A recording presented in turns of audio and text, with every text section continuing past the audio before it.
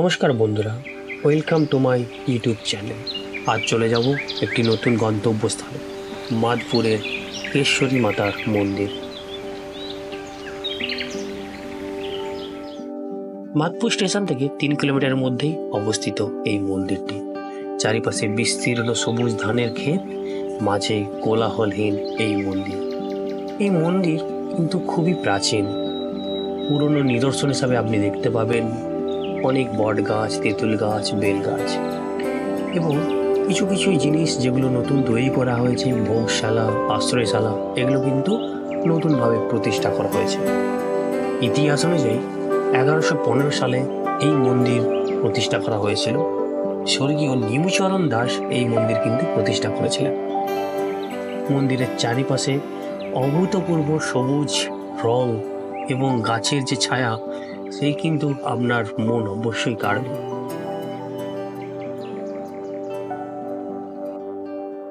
মন্দিরের সামনের দিকে রয়েছে প্রশস্ত এরিয়া। মন্দিরের ঠিক সাইডেই আছে একটি বিশাল দিঘি। লোকমতে প্রচারিত যে এই দিঘিতে যদি আপনি স্নান করেন, আপনার কিন্তু অনেক রোগ জ্বালা সেরে যায়।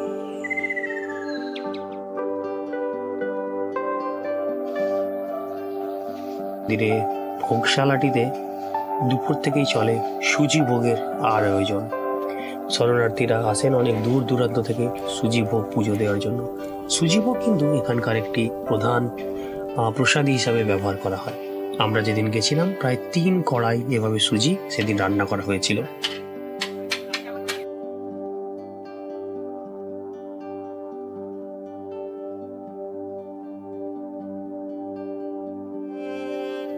অনেক দূর দূরান্ত থেকে শরণার্থীরা আসেন পুজো দিতে।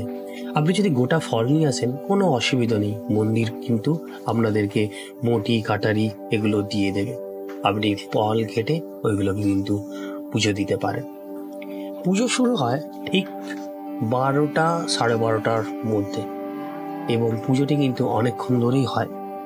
এখানে মা শীতলাকে কেশ্বরী মা নামে পুজো করা হয়। মায়ের রয়েছে 6খানি মাথা এবং বিভিন্ন দেবীর কিন্তু বিভিন্ন নাম আছে।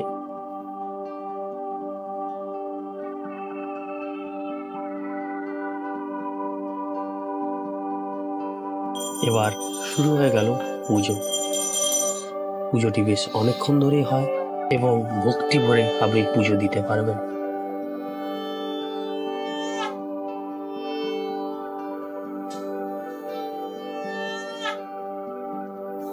পুজোর পরে প্রসাদ কিন্তু নাম ধরে ধরে ডেকে সবাইকে বিতরণ করা হয়।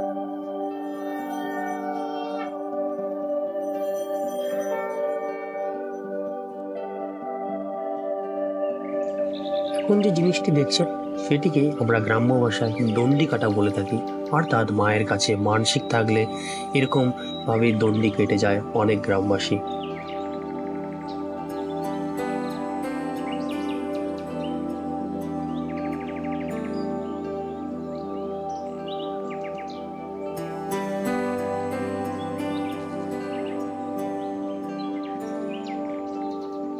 আশা করি ভিডিওটি আপনাদের ভালো লেগেছে। ভালো লেগে থাকলে অবশ্যই লাইক, শেয়ার, সাবস্ক্রাইব করবেন এবং পারলে ঘুরে যান এই মাদপুরের কেশ্বরী মায়ের। ধন্যবাদ। আবার দেখা হবে পরবর্তী।